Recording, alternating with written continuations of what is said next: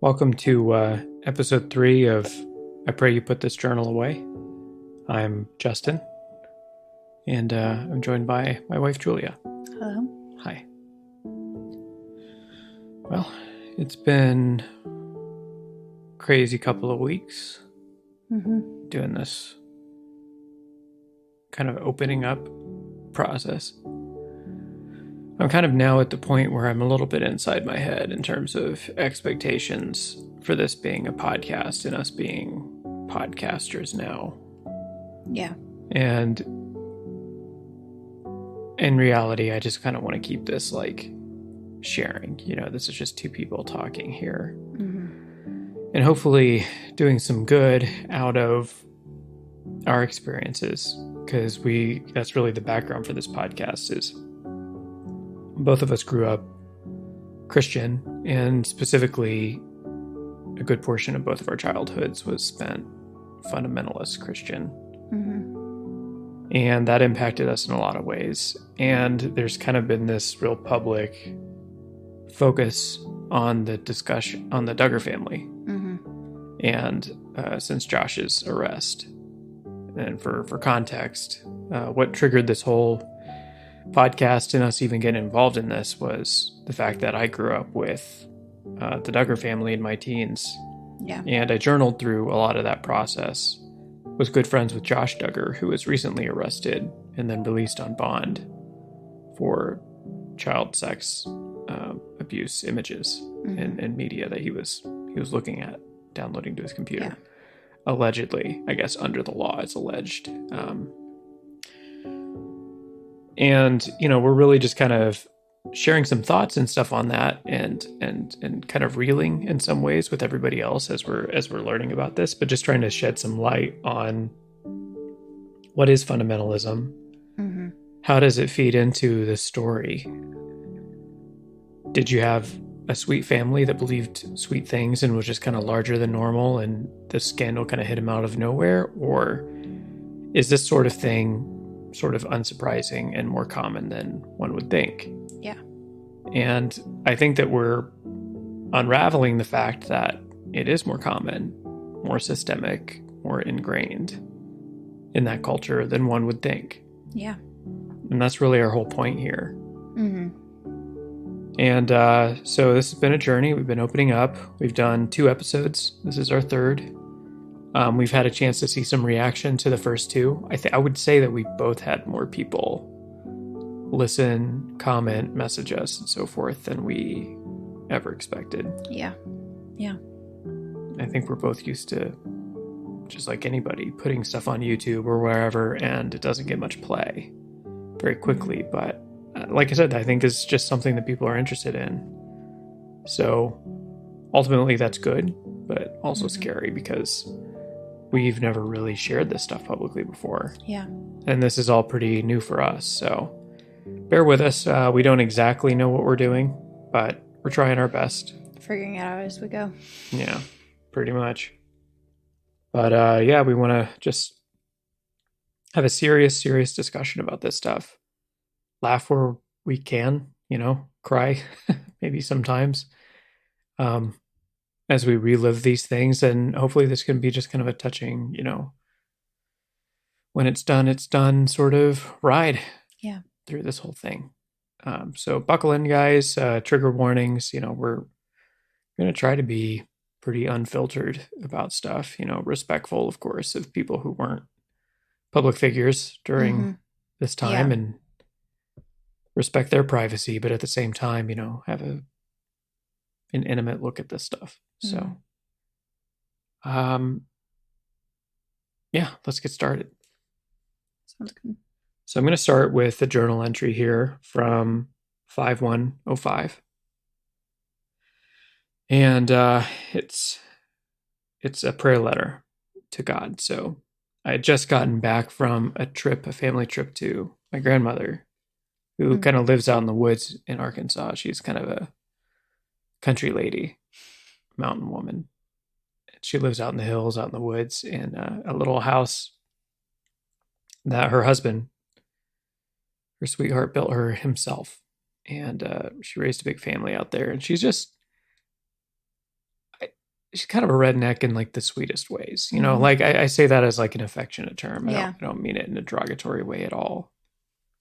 And we went out there and I had a chance to, you know, share the gospel with my cousin who was not raised in a Christian home. And so I was concerned about his eternal, you know, safety. And so I shared, you know, the gospel with him, and you know, it was just doing a bunch of yard work and cleanup and stuff like that, kind of around grandma's, just for her birthday. It's what my family has done every year, and they still do it. You know, I think she was turning 76 at the time, and she's, you know, now in her 90s, and they're still doing this. Yeah. But I got back and was settling in back at home, and I was struggling. So I wrote, "Dear God, help me to be the person you want me to be. Help me to be humble, honoring others above myself, and to be a light for you through my life. God, I am nothing without you. Help me to use the power you have for me in my practical, everyday life. Help me to realize that my reward is in heaven, so I need to come to you for encouragement and grace. God, I need discipline. I have fallen to the wiles of Satan, and I need the self-control to resist lust, anger, and pride. Bail me out, dear Lord, and give me wisdom and love. Humble and break me with your Holy Spirit. Let me follow your example so that others can see your work and love in me. God, I pray for my cousin's salvation, that you'll knock on his door, and that he'll answer. I don't want him to suffer. I pray that you'll mold him or mold me worthy to one day take a wife, and I'll be blessed with children who love you. Lord, bless me greatly and give me many opportunities to serve you. Rain down what you have in store for me. Help me to use what I have for you 100%. God, grant me wisdom too, and a tongue that is under control, that's slow to speak pridefully, that shares the gospel in love. Work through this sinning dirt, Lord, and wash me clean, so that I will be worthy for you to behold. This is what I ask in the privilege granted me by your chosen and most precious cornerstone, Jesus Christ. Amen. So the real reason that I was kind of so down and seeking forgiveness and referring to myself as sinful, dirty, and in need of cleansing was because, like I mentioned in the past, at this point, I'm 15. I hadn't really even seen anything, you know, in terms of sexual images. Yeah. That was like explicit, really, not really. I'd seen like bikinis, I'd seen, you know, JCPenney stuff. That was my pastime, of course, was looking at, you know, thumbing through the pages. Looking at like, you know, 30-year-olds in bras in the Sears catalog. And I kind of had in my mind this like scale of sin when it came to that stuff. Like, okay, I've looked at people and just, you know, thought bad thoughts. I've certainly, you know, seen these JCPenney type things. I've seen some other things. I've seen like medical drawings. I've seen like classical art from the, you know, Renaissance period, classical period and whatnot. But I hadn't really seen like photographs of like an actual like naked woman. Yeah. And I kind of was like, I saw that as like what I consider to be like my pornography virginity. And I was like, I'm a step ahead. If I can just kind of hold the line here, then I'm good. Because I thought, you know, I was taught that porn was a slippery slope and that one thing leads to another. And so if you start with looking at bikinis, models, and swimsuit swimsuit edition of Sports Illustrated. Yeah. You're going to move on to Playboy, and then move on to, you know, hardcore stuff, and then move on to kinky stuff, and then move on to, like, I don't know, prostitution and whatever else. It's all just connected. Like, you got to get that next level hit. Mm-hmm. And pretty soon you're going to be looking at the most depraved stuff available, because that's just the way it goes. Yeah. And that's taught to everybody. Mm-hmm. So I thought I was holding the line there. And what happened at my grandma's that year was I was cleaning out some storage for her, and I came across a box that had Newsweek magazines in it from like the 70s. And one of the Newsweek magazines was going over streaking in the 70s, you know. Mm-hmm. So it was a time where people were being hippies and young people, and there's this sexual revolution and all that, being free.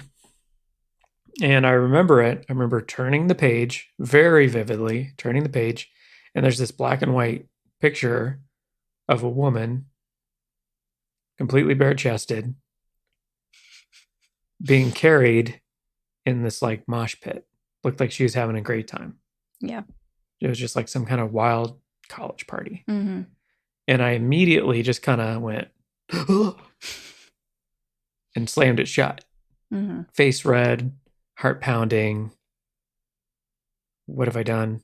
And I had this little feeling that, like, walk away. Walk away now, Justin. This is your last chance, because if you stay and you open that up again, you're doing it on purpose this time, and there's no going back. God will probably understand if you accidentally saw that and then you skedaddled. But you open that up and there's no going back, dude. That, you know, that porn virginity's gone, and it's not coming back. Well, I gave in to Satan. Satan got you with his wiles. Got me with his wiles, and I definitely opened that up for a second peek. And I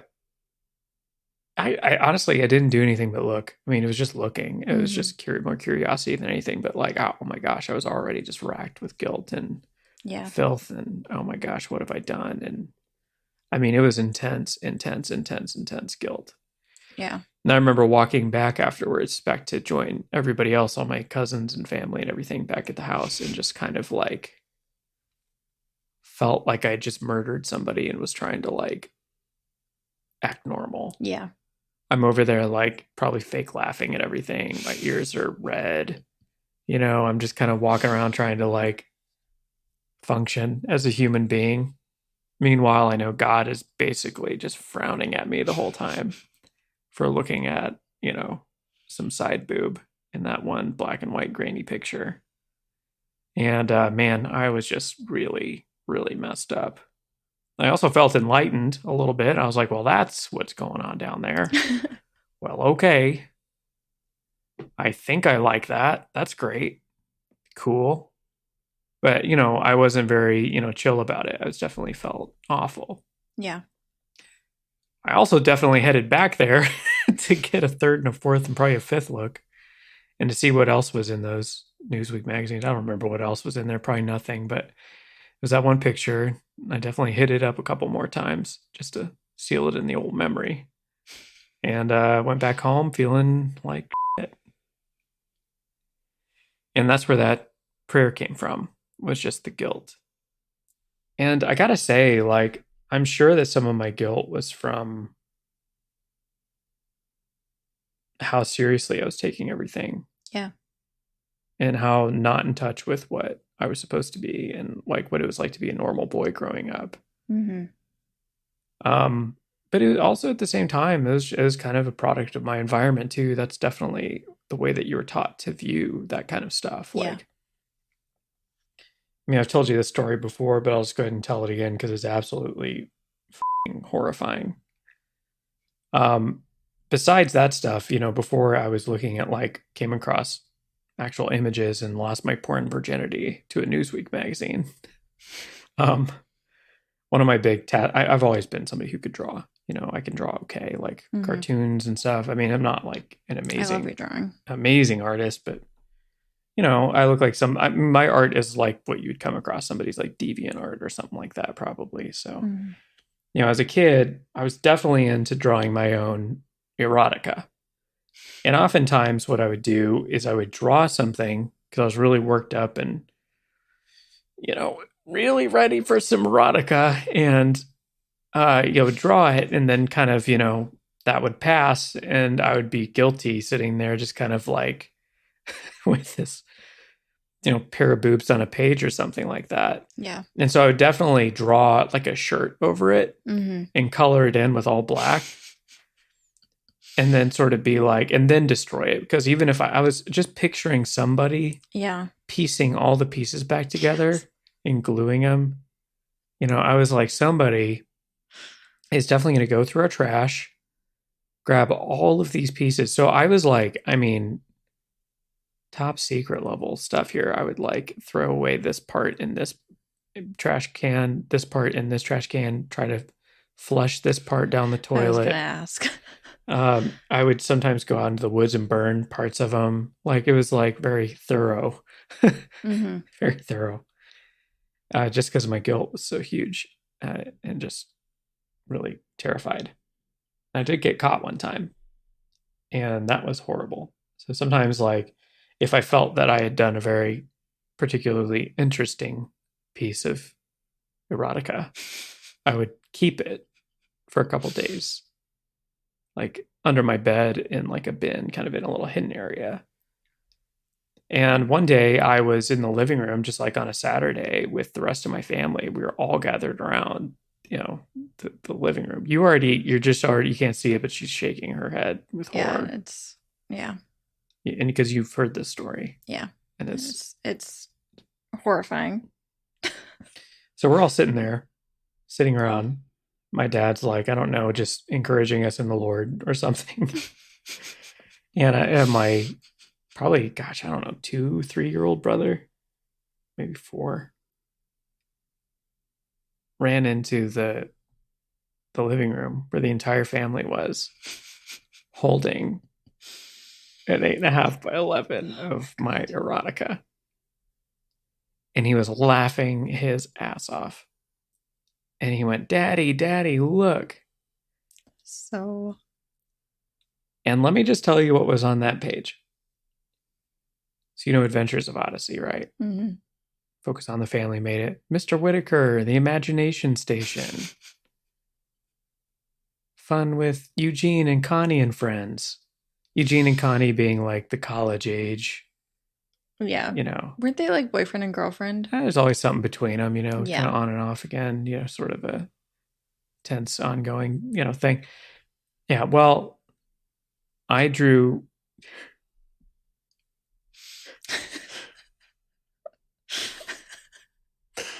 Eugene Meltzner with a massive boner.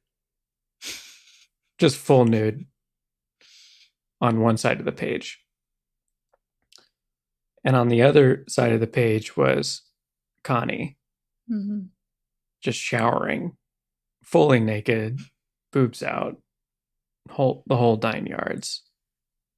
Just getting clean. And I think I just had a couple other random disembodied things. I think I had like a woman's torso, probably in phase 2 there. And I don't think she had nipples because that was a pretty abstract concept for me. So she probably looked like a mannequin. Yeah. Which is weird, but like I was still working through some details here. And I don't know what else was on the page. Anyway, little brother thought this was hilarious that these Adventures in Odyssey characters didn't have any clothes on. So he took it to my dad and he went, Daddy, look. They don't have any clothes on. That's funny. And Dad just kind of grabbed the paper while I'm melting into a chair in front of my family. Oh my gosh. And he kind of like tilts his glasses down on the tip of his nose and sort of like examining this. Mm-hmm. And then he just looks up from the paper right at me and folds it up and puts it in his pocket.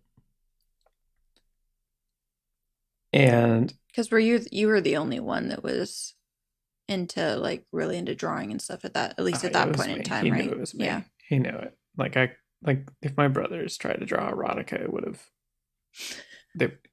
nobody would have known what it was, what they were looking at. God bless them. So no, they knew it was me. Guilty immediately. Plus, I don't know what my face looked like at that time. Yeah. But it probably was a small hint that it was me as well. I imagine I was a very bright shade of red. And so Dad took me on a drive, and he kind of like opened the paper with one hand, drove with the other, and kind of just did this very calm, collected FBI agent style interrogation of me and kind of breakdown. So, the questions were like, so this guy over here, is he part of the scenario with her? Are you kind of drawing this like in concert, or is there another reason you're just drawing a guy with a boner?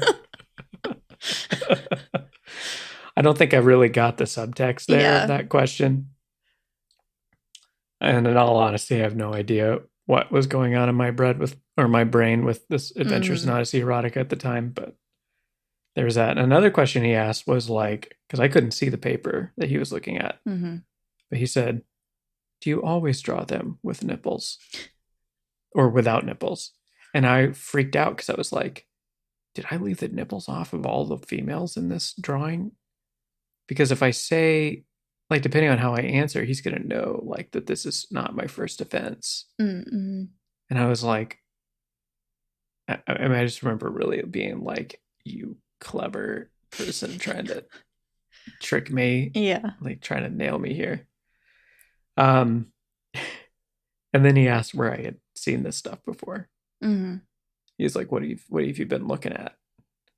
And the truth is, I'd been and I told him the truth. Mm-hmm. I told him I've been looking at encyclopedias. I've been looking at the Mayo Clinic medical drawings. I've been looking at Sears catalogs and classical art. Mm-hmm. And he kind of just was like, yeah, bullshit. But honestly, looking back at some of the stuff that I had drawn, it was like fairly accurate, for somebody who didn't know how to say penis and thought it was like penis and vagina. Yeah. I was closer than I knew. Yeah. Some really twisted up logic to kind of get there. But like a lot of my stuff was a lot better than I thought it was at that age.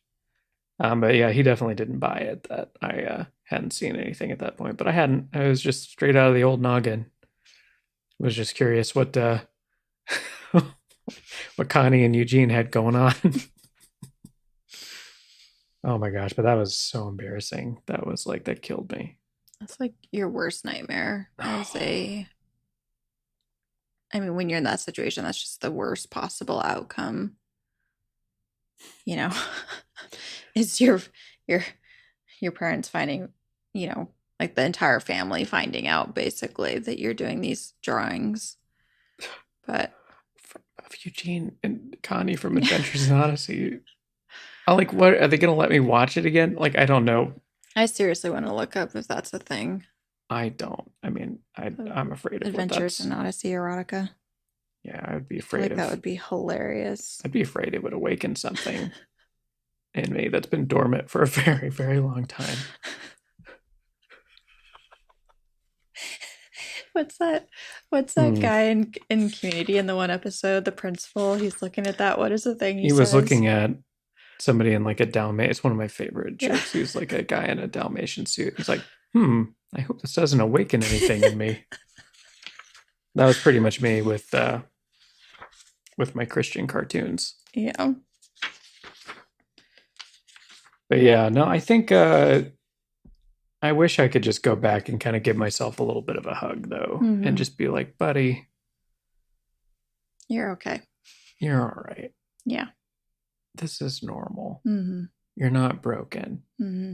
This is literally nothing. Yeah. And honestly, I'm shocked at how old you are. And still kind of like have no ideas about things. Nobody ever told you it was normal to do this or that, or to think this or that. It was all just biblical. Don't do this, don't do that.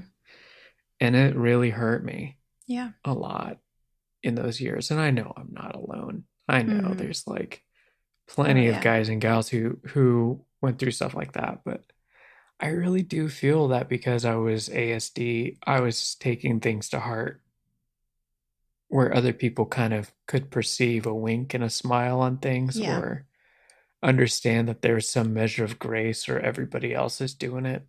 And I didn't. I really didn't. I thought that it was kind of the letter of the law and that was it. And so I kind of held myself to the full brutality of some of these things. Yeah. But that's pretty normal in fundamentalist households. And, people make fun of that stuff a lot. Like I remember recently looking at like some of the Reddits, the subreddits that kind of poke fun of the Duggars. There's like ones of Joshua like freaking out when he like touched his fiance's waist or whatever for the first time, or Josiah just being extremely embarrassing at his wedding, like during the vow exchange. Yeah, you know what I'm talking about. And like, my reaction to those things, having been through some experiences as a teen that were just weird and kind of hard to explain to people, is honestly a lot of compassion. Yeah, no, 100%. And sympathy. Yeah.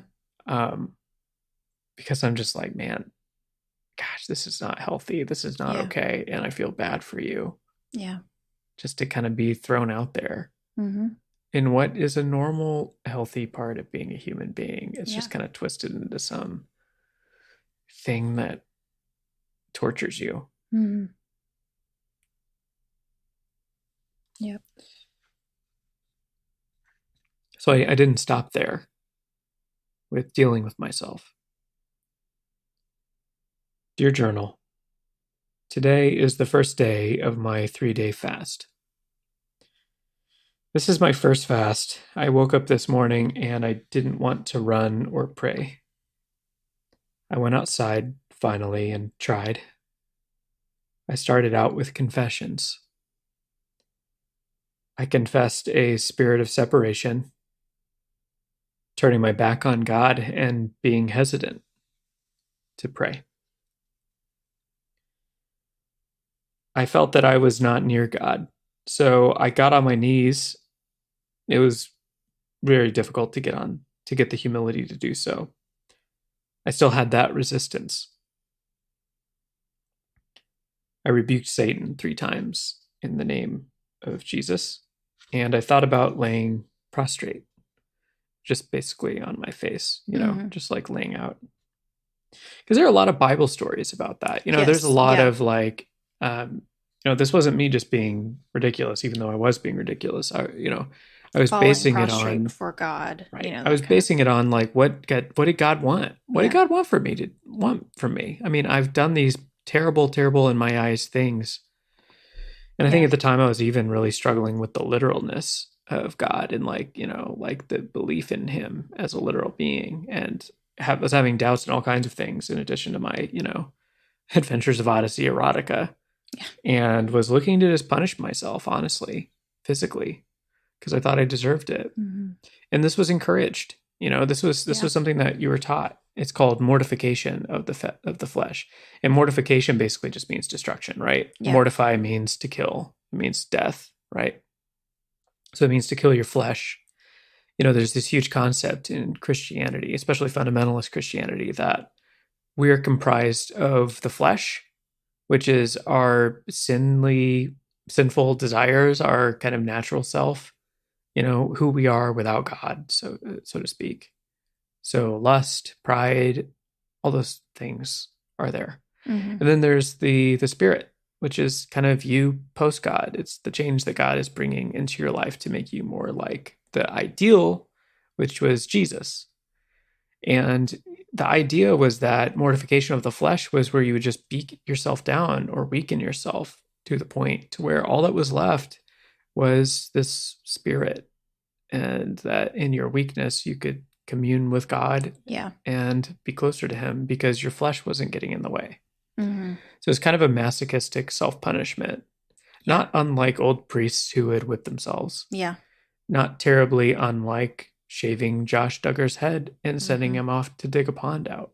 Yeah. It was all kind of based on the same idea, which was, who was it, Thomas A. Kempis or somebody like that, who said, I basically, just paraphrasing, Lord, make there less of me so that there can be more of you. Yes. Yeah. I heard that so many times growing up. Yeah.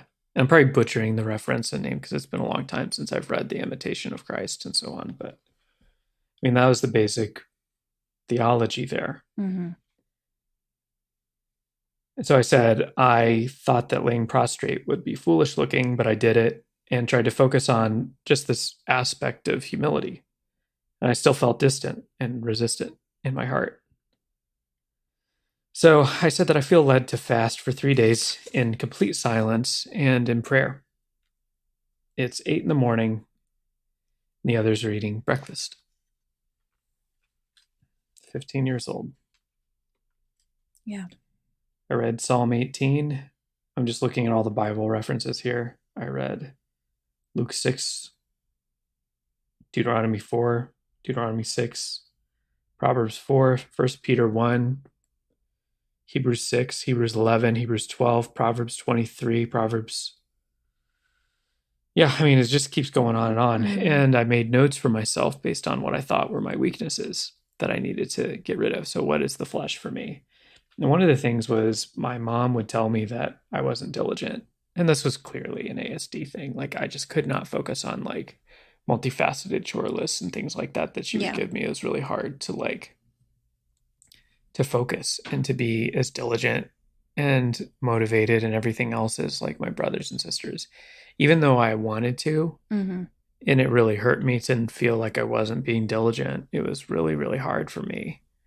And so over and over in my journal, you'll see all these references to diligence as one of my things that I hated about myself was lack of diligence. And so I took a systematic biblical approach to trying to get that out of me, combined with starving myself.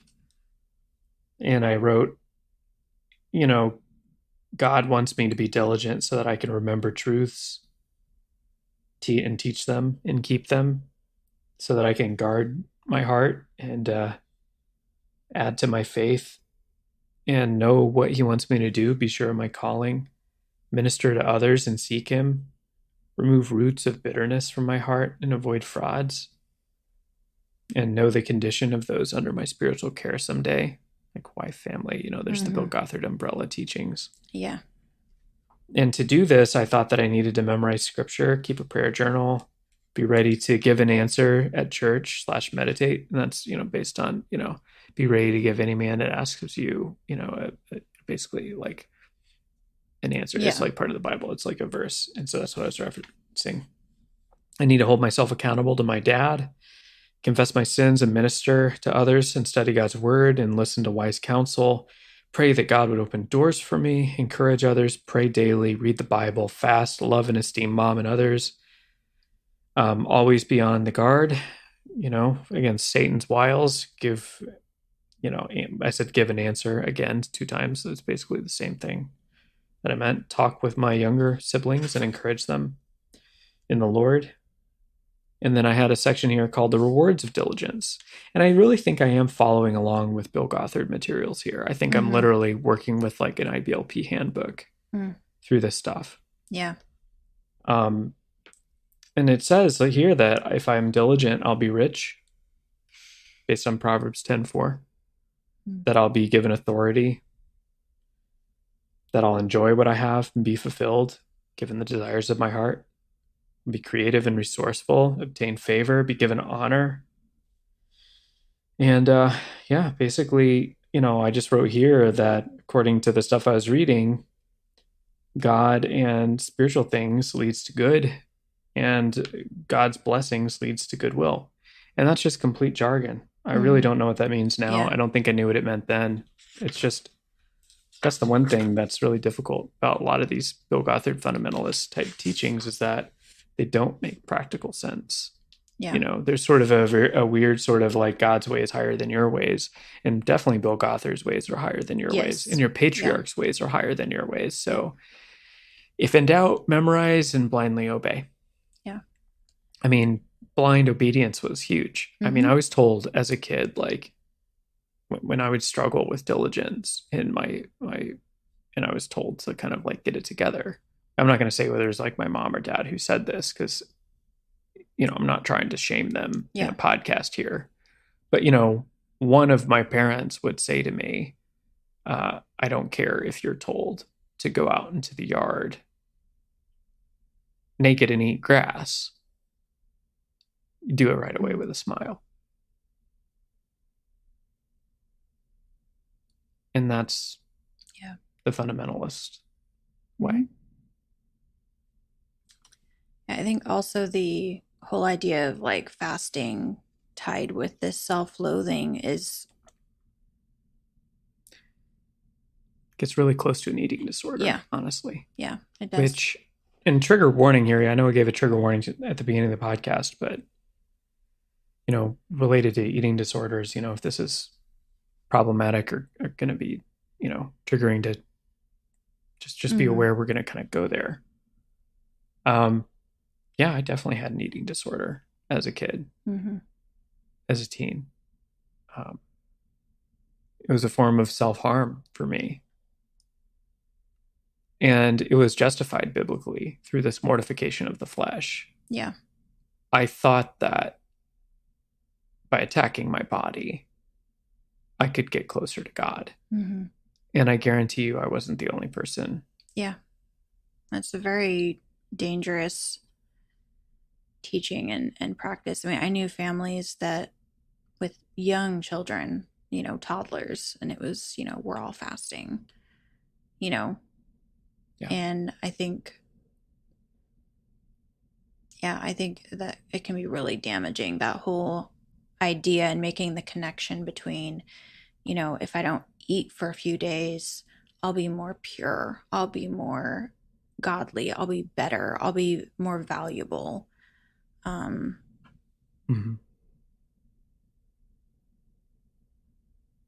It's pretty awful.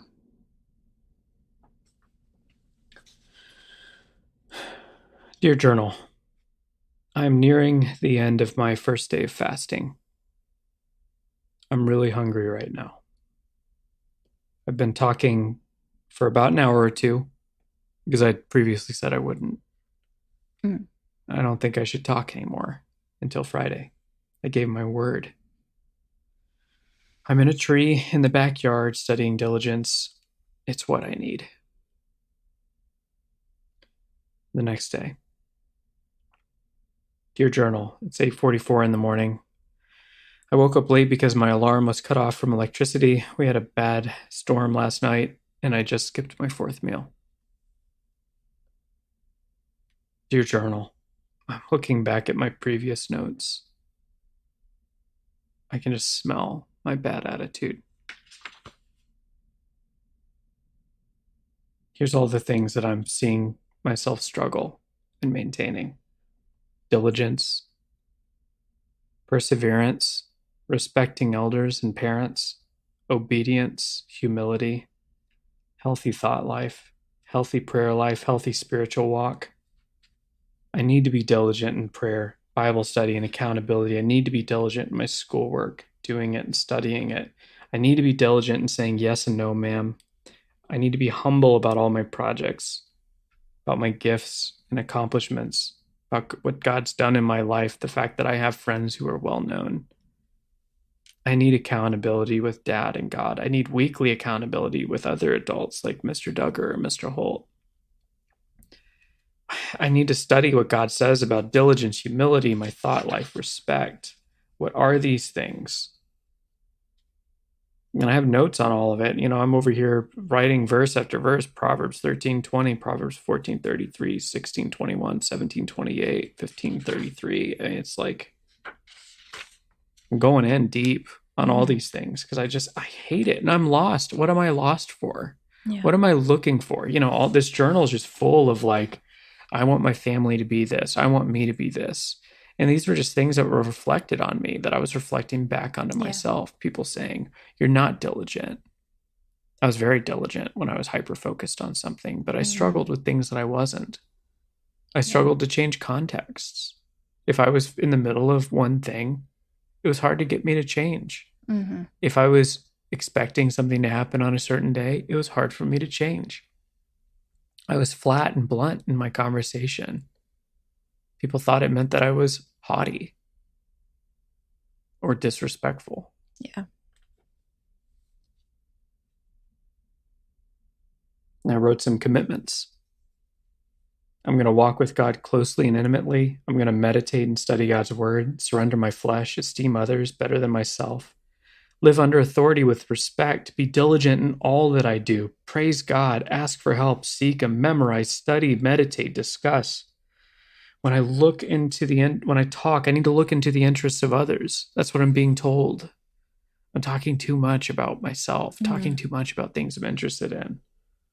I need to not put the focus on myself. I need to put the focus on others when I talk. With Jana, I need to not strive to impress her or make myself stand out. I need to find her interests with my siblings, with my friends, with others. I need to be versatile. It needs to not be so hard for me to change. Helping, being a servant is what I'm called to do. Christ was a servant. Read Philippians 2, 1 through 18. He was not inferior to anybody, but he still sought to help others, even if it meant tossing aside his dignity and comfort. I'm called to do what Christ did at home, abroad, in ministry. When my mom tells me to water the trees, the job may be very boring and tedious, but I am called as a Christian to do the job well, immediately. I need to have the mindset that my mission in life is to serve others, not please myself, please God. With this mind, I should be as eager to scrub bathrooms for somebody as evangelize before thousands, because in both instances, I'm serving others. It's tough, but if I can, through the Lord's strength, daily serve others for the sake of pleasing God, my life will have meaning and influence. Humility is so important, not because it looks righteous, but because we need it to fight. The good fight through serving others. I need to surrender every day. My desire to glance at that picture at the checkout counter or sleep in 15 minutes when I committed to read my Bible or skip sweeping the floor when I'm told to clean a room or, buying something I'll never use on anything but me when I could have sought to use my funds to help others. It's about me serving others, not being Mr. Holy, Mr. Comfortable, Mr. Rich, or Mr. Handsome, or Mr. Athletic. I need to give it all up daily and rejoice in whatever job I'm given.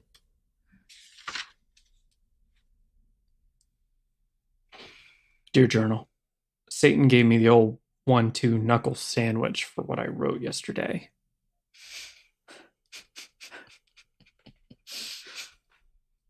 I aim to make up lost ground tomorrow. I've been slipping in my memorizing, meditation, need to get it on track. I just don't have time in the morning. So for now, I'm thinking about doing it later.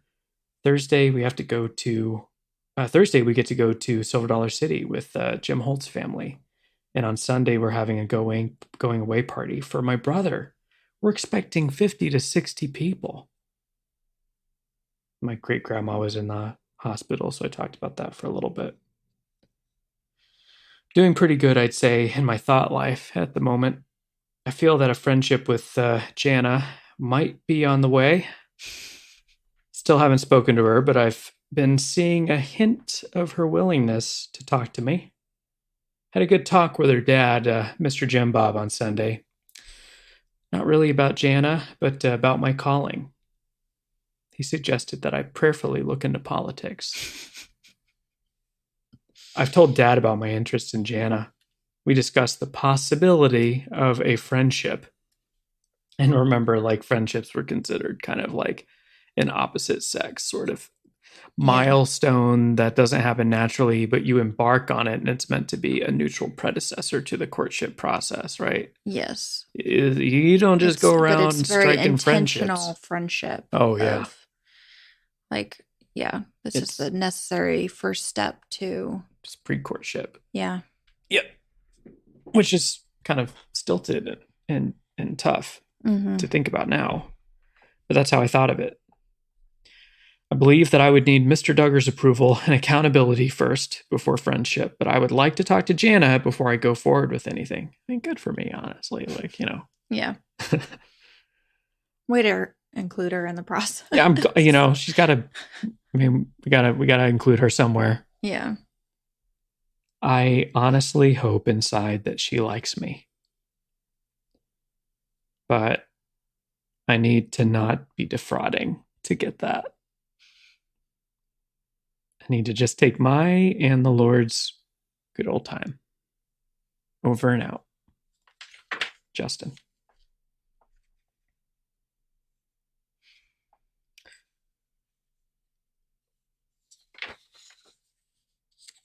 So, I mean, I think that's pretty good for progress on the journal for now. I mean, it's heavy to look back on that self-loathing that I had. Yeah. And how much I was drowning with those teachings. Well, and how, it was affirmed. Any self-loathing you felt, even potentially outside of any teachings was affirmed. Yeah. Affirmed by those. It really was. And now, that you look at it, it's such a tool for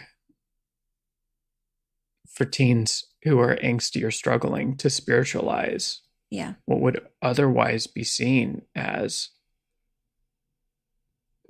self-harm. Yeah. But because it was kind of wrapped in this shroud of spirituality, somehow it was okay. I don't know what I would say to myself if I could go back to those days and have a conversation with myself. If I could go back to that day where I was in that tree with a Bible in one hand and an IBLP handbook in the other, not talking and just hadn't eaten. I just wish I could have gone up to that 15-year-old boy and just brought him out of that tree, taken him for a drive, tossed the 2 books, and just gotten a sandwich and just talked and just said, look, you're not going to think of this unless someone tells you, but you're actually doing okay. Yeah. But I didn't feel it. And I really have such compassion, though, for people who are in that movement today, as we're recording this, who feel that same way. Feel like they're just kind of being squished under this boulder of expectations and, who are really taking it to heart. That's kind of a rough thing to take to heart, to be honest. Yeah. Yeah.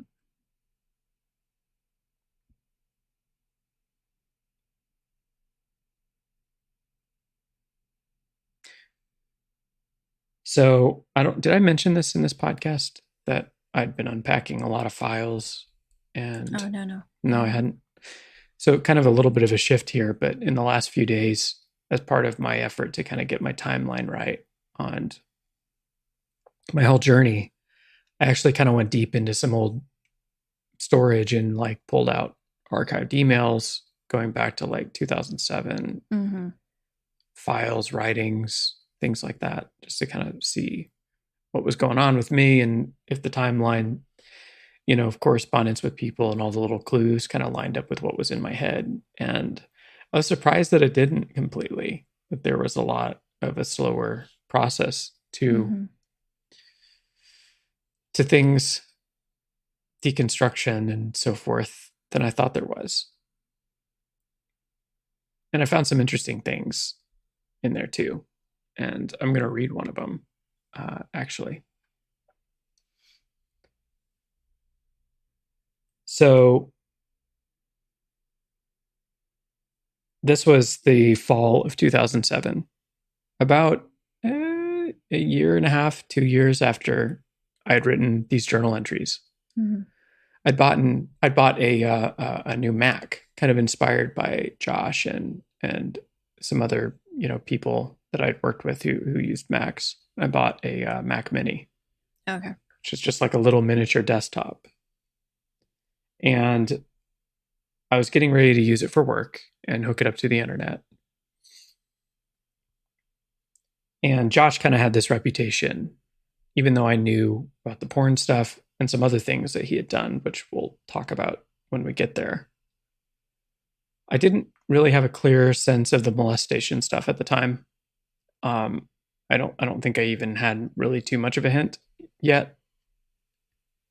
And I kind of saw Josh as like this recovery expert, this sort of like rehabilitated guy who was there to help other guys avoid some of the mistakes that he had made in his life. And that's really kind of how he was set up. And so I reached out to him and I asked for his advice on setting up a filter for my computer. I said, "Hey, Josh, I'm getting ready to hook my Mac to the internet, but of course I need good online protection. I know that you guys use Macintosh. I've looked at the AFA filter and it appears to be PC only. What do you guys recommend?" "Hey, Justin, give me a call and I can explain more in detail exactly how we set up our computers for internet use." "Hey, Josh, just let me know if I have the right idea. Create an administrated account, go to the administrator's account and activate Safari's parental controls. Go to Safari in the administrated account and using the password, create bookmarks for every site you would allow." My dad and I were talking about this setup today. It has its ups and downs for my sort of work. Tell me if this is the setup you were talking about.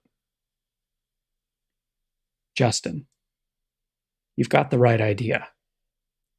Like you were saying, the major downside to this type of config is that you cannot explore at all without adding the specific IP address or www address of that site. The pros are that you have maximum protection against unwanted sites and no speed restriction on approved sites. If you go this route, I'd probably start writing a list of approved websites right now." Smiley face. "Anyway, I just remembered one other way that you can do this. If you did find a filter that you did trust, for example, the AFA filter, you can start with the same config, meaning admin restricted, and then go under network settings on the restricted account and set up a proxy server for HTTP. From there, OS X will allow you to lock the network settings so that you have to have an admin password to modify them. It works, but only with a good filter. TTYL, Josh Duggar. PS. Realize that by adding, let's say, mail.google.com, you're not adding just Google Mail, but also anything within google.com. This is something that kind of makes it hard if you only want to access certain areas of a site.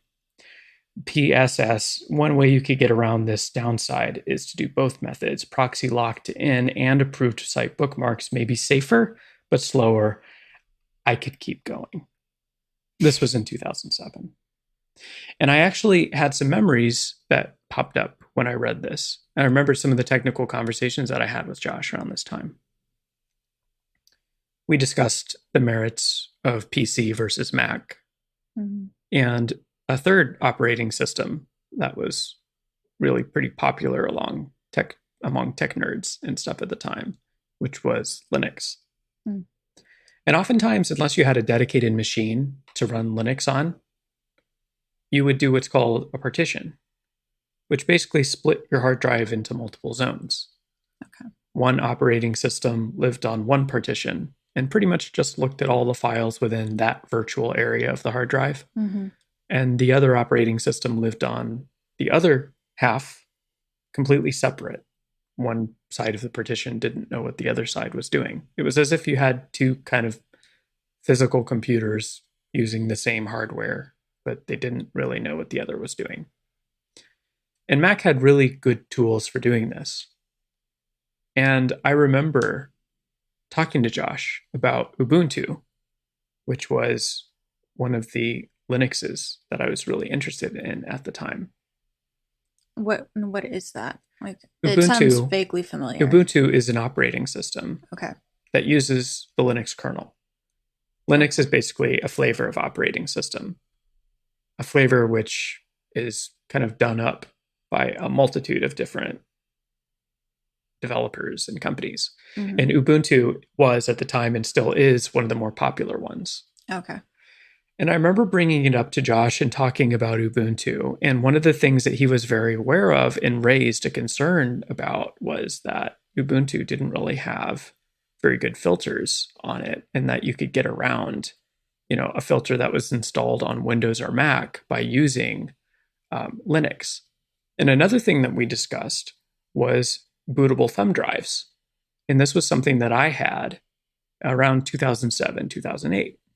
And I had it so that I could go to a work computer at the office where I was stuck all day and do things like check my personal email and so forth without actually using the operating system that was on the computer, like physically. So what you did was you installed Linux, a really lightweight, fast version of Linux, on a thumb drive, plugged it into the PC, and you could almost just kind of run this little second version that was booted on the thumb drive, kind of separate from the main one. And I remember Josh being kind of, because we would talk about it, and him being kind of like suspicious or whatever, like just kind of acting weird, like I was going to get myself into trouble doing those kinds of things. And I just thought it was interesting that the method that he ultimately used was a Linux partition, because I remember in 2007 being aware of this. And so was he. And to be clear, this is not deep level tech stuff. This is all pretty much just if you're a person who's interested in computers and technology, it's not too hard to come across. And there were plenty of people in the church and in our circle that were interested in computers. And Josh was definitely given free rein. And one of the concerns that I had about most of these things that Josh set up was that even if there were things that were administrated, he seemed to always have a way of bypassing things. And there's this idea that Josh is stupid. Don't get me wrong, I don't think he's a genius. I have never had the sense that Josh was crazy intelligent across the board or deserved to be in Mensa. And sometimes I watch videos of him and other things, and like his lack of education shows big time, mixing up words, not spelling or pronouncing things correctly, things like that. And that to me more points to the education than it does his intelligence. People have commented that he's dumb because of the way that he's done his passwords and set those up. And to me, that reflects something different. And that is comfort. Comfort that can only come from having an environment that's lived in. Where you're just confident that you're good to go. Do you ever forget to lock the doors on your car? Like, you know what I mean? Like, just kind of a general question. Like, do you ever forget to lock the doors to your house or your car? Yeah, we all do sometimes because it's something that we're around a lot. And it's really easy after having not been caught or not having a burglar break into your house to just kind of deprioritize it because bad things just don't happen to me. I don't know what's going to come out when Josh finally gets in court and the facts are known. But as his friend, as someone who has his former friend, I should say, to clarify, I'm not friends with Josh Duggar anymore, not by a long shot. This is his former friend who discussed these kinds of things with him. Mm-hmm. It seems to me that he's just simply been doing this for a very long time. Yeah. And that he has had a very comfortable setup for getting around Anna for a while. Mm-hmm.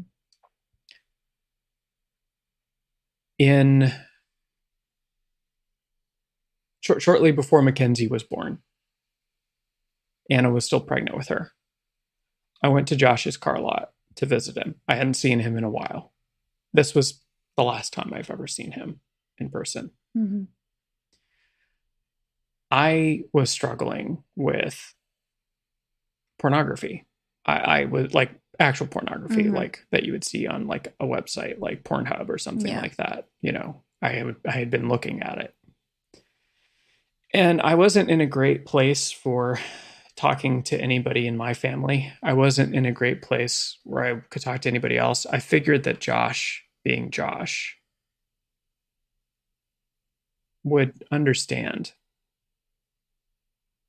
what I was dealing with and that he could give me practical advice. Mm-hmm. Maybe I could install one of those pieces of software on my phone or something that would send him an alert, and he would be a very non-judgmental person mm-hmm. to help me while I was struggling to reconcile my sexuality with my religion mm-hmm. and my identity. And when I say sexuality, I just mean my sexuality, my desire to look at things, my mm-hmm. desire to feel things, you know? Yeah. And we talked. Anna made us a salad. It was a styrofoam bowl with a Caesar salad in it with plastic forks. We sat in 2 chairs in front of his Mac while I bared my soul to him and ate the salad. Anna kind of hovering.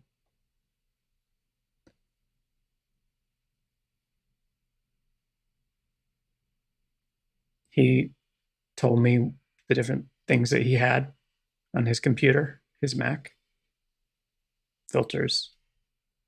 I believe he had the same filter setup that he had today, Covenant mm-hmm. Eyes. He told me about how Anna had kind of the master passwords to things. He described how his life was kind of under lock and key to keep him from ever going back to that place that I knew so well with the guy with the shaved head. Mm-hmm. And I felt safe. And I opened up.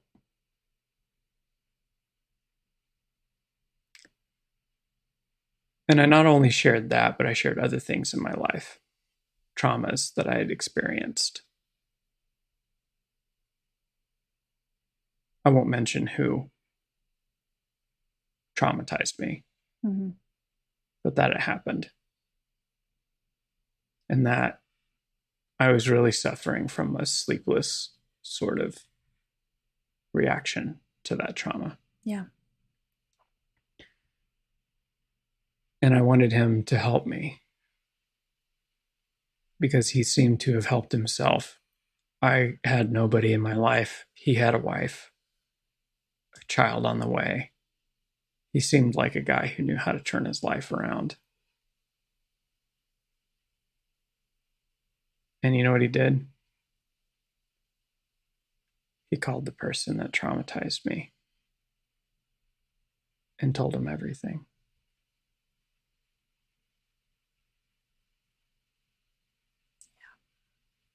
And that's when my friendship with Josh Duggar ended. Mm-hmm. I asked him why he did that.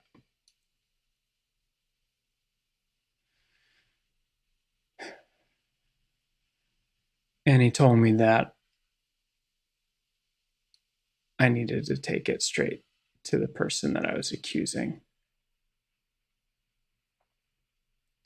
And that I was wrong for going behind their back. That's so fucked up. So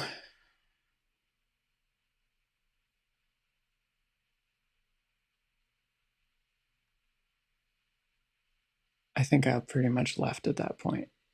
Mm-hmm. Everything. I was kind of holding on by a thread anyways.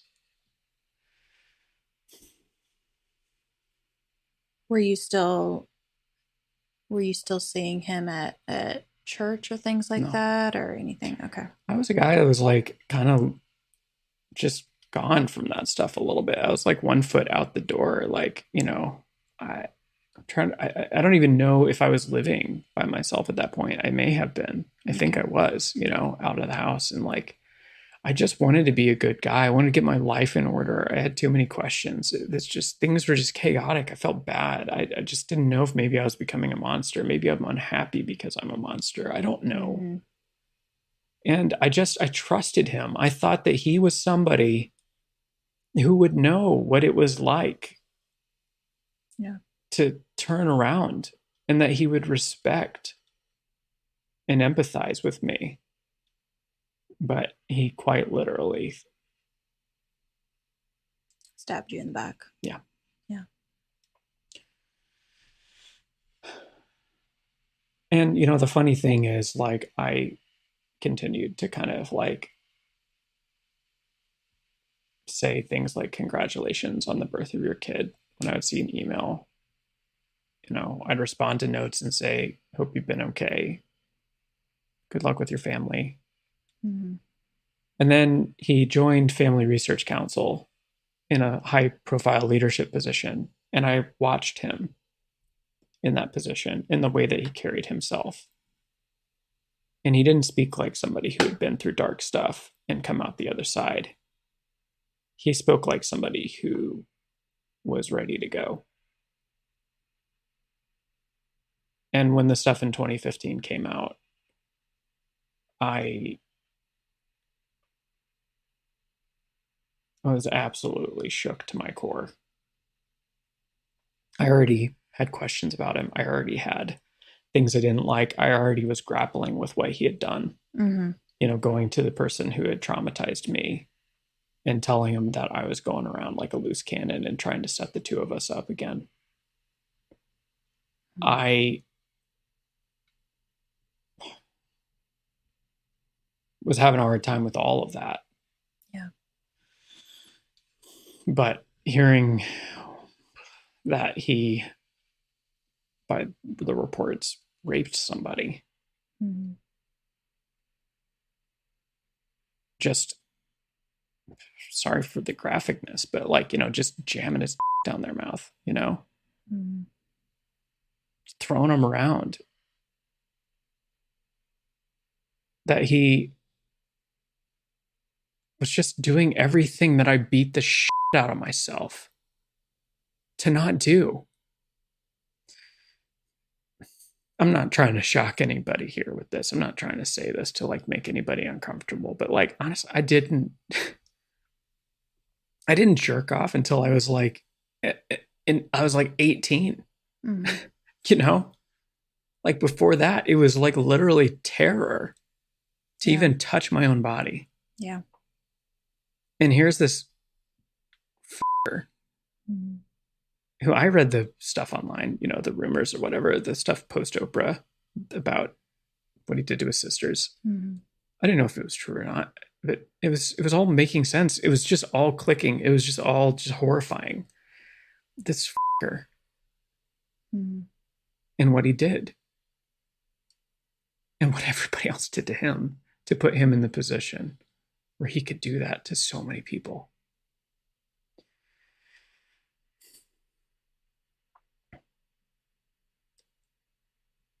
I never talked to him again after that. Like after 2015, it was over. I mean, honestly, after he joined Family Research Council, I was getting uncomfortable mm-hmm. With what he was doing and the way that he was slicing it. Yeah. And when that story broke, I saw lies. I saw straight up lies about Josh confessing his sins as if he wasn't caught first. Yeah. I saw lies about handling things with the authorities properly when it was only after you were quite literally dragged. Yeah.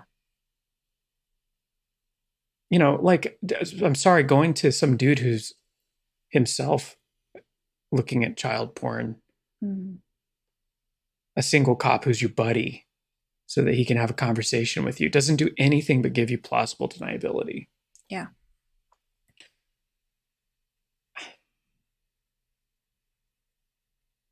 And after he lost that job and went back to his regular life and was just sort of an outcast from the show and sidelined, I was really worried. Because what I saw was not a guy who was a recovery expert. What I saw was a guy who had a serious, serious problem that nobody was acknowledging, nobody was addressing. Yeah. And that everybody was enabling.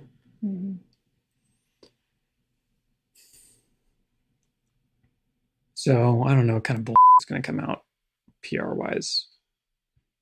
But believe me, this has been years and years in the making. Yeah. Yep. And shame on everybody who's had a part in it.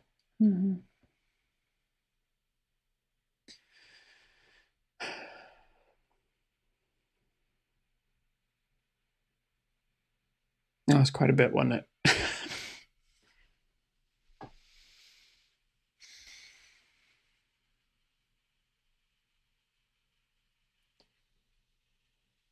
You know, it's funny how time works. Like, everybody's kind of stuck in your head. When you haven't seen people in a while and you've avoided them, they kind of get stuck in your head, like, as they were. Yeah, and there's almost a tidier version of reality in our brains, and we cut things more cleanly. You know, I know earlier when you were talking about how the timeline was a little different than you'd remembered it. I just think that's how it often is we look back on things or we find letters and we're like, oh, I thought I remember that a little differently, you know. But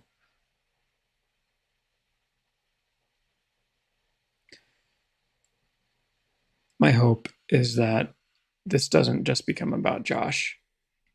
The guy's been caught by the feds. Once this bond thing is over and he goes and gets his day in court, I feel like all signs are pointing to it being over as far as his cycle of abuse goes. You know, as far as him continuing to do new things with people, it's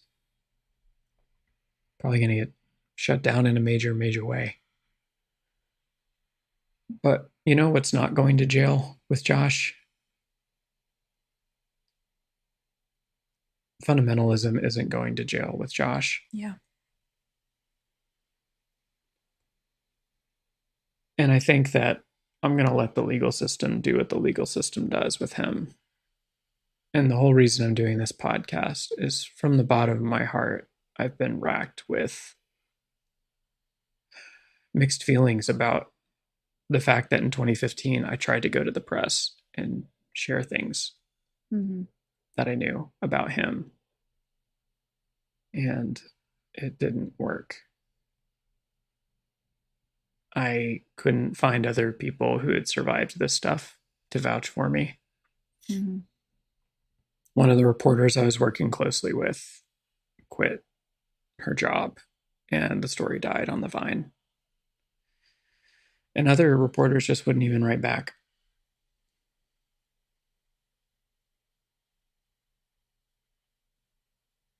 And I hope that this time around we make more of an impact with the stuff that we have. You know, I have this voice, I have this stuff that I know. I hope that it actually makes a difference this time. Yeah, people need to stop splicing, you know, even just Josh from the rest of fundamentalism. Yeah. You know, I don't know how many times in the past week I've seen this. Well, that's Josh, you know, let's not, you know, spotlight these other people or these other groups because even they're looking different. for direct ways to tie this back to other people. Yeah. I'm sorry, like, I don't know what Jim Bob's done. Yeah. I don't know that he's done the same things as Josh. Mm-hmm. He doesn't have to. The abuse that we're dealing with here is systemic, and it's taught, and it's directly in the materials. Yeah. You know, the simplest thing people could do is just raise awareness and say, hey, the Duggars have been on TV for a while. We ate it up. We loved it. It was cheaper by the dozen, but the reality show version. Why don't we all reflect together on the fact that that was a lie, and that underneath that stuff are glue sticks that don't bruise? Mm-hmm.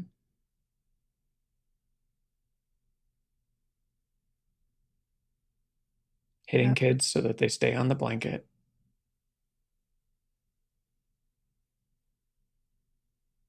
Dads that beat their kids. Wives that smile and pick themselves up and keep going. Yeah. It's not cute. It's not fun. I'm not asking anybody to eradicate it. I'm not asking anybody to fix the problem right now. It's huge. But I'm asking people to be clear-eyed about what they're looking at. And if people aren't sure as to whether they should go after TLC, I would say, yeah, be sure. Mm-hmm. Rest assured, you should go after TLC. Yeah. It needs to stop. When you give these guys money and a microphone, they not only spread it to others. How many people do you think the Duggars have recruited into IDLP? I mean, just themselves, right? Yeah. Oh my gosh. How many people? With the money that they have, like, in that house that they've built for hosting and the church and everything, like, yeah, how much have they done? Mm-hmm. So yeah, TLC, I hope it was worth it. I kind of, part of me, just the sardonic, just part of me just wonders, like, who is the TLC producer and what did he spend his money on? Like I'm just, like, really, like, the boring details of what he spent his money on. I'm like, what did you spend your money on? Like, yeah, what made this worth it?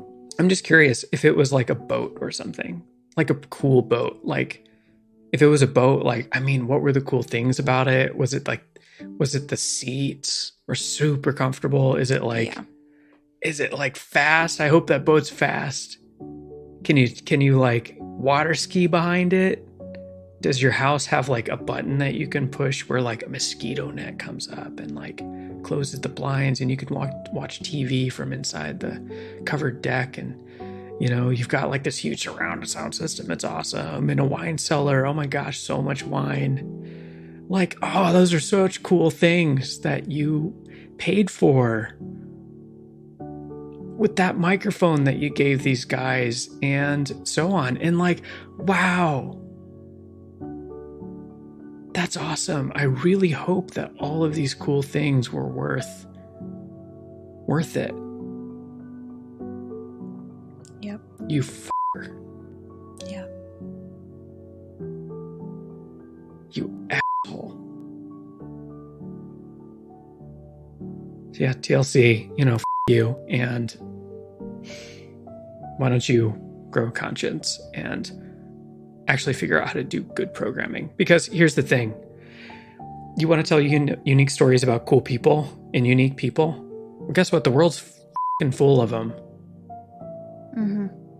And I don't think it'd be that hard to find some that don't, you know, abuse their kids or espouse a systemic abuse system, control system. Bet you it wouldn't be that hard to go find some people who actually do cool shit that you could feature. So Yeah. Hope it was worth it, man. Hope it was worth it. Well, look, I think we're going to end on that note. Yeah. There are petitions out there to get TLC to cancel the show, which is fine. I think it should be at this point. Definitely. It's too late. Way too late. It should have been canceled a long time ago. But they're just going to find another family. Yeah, that's what I mean. Like, they're going to, the canceling is just part of it. Like, honestly, there needs to be a commitment from these guys that they're going to fundamentally look inward and change the way that they pay for those hubcaps on that Rolls Royce. Yeah. Like, do your thing. Get rich, make money, buy houses, all that. Whatever. Have fun. Just, can you please f***ing do it without enabling this kind of shit? Yeah. Because that'd be great. I bet you that wine out of your cellar would taste a lot better.